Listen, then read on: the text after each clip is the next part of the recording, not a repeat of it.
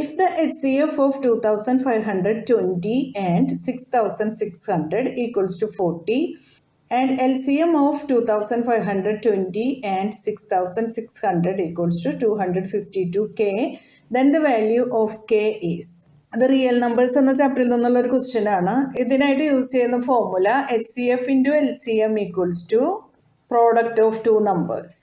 ഇവിടെ HCF 40 എന്ന് തന്നിട്ടുണ്ട്, LCM 252k equals to product of two numbers 2520 and 6600. 2520 into 6600.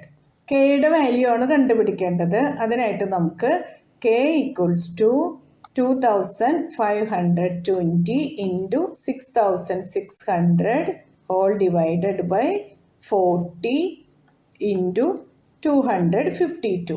ഈ ടൈംസ് എല്ലാം RHSലോട്ട് കൊണ്ടുവന്നു. ഇത് നമുക്ക് മാക്സിമം സിംപ്ലിഫൈ ചെയ്യാം. രണ്ട് സീറോസ് ക്യാൻസൽ ചെയ്യാം.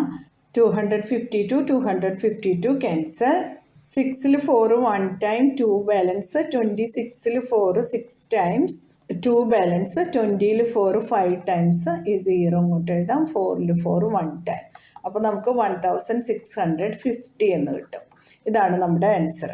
ഇവിടെ നോക്കാം, 1650 option A is correct answer. മനസ്സിലായല്ലോ?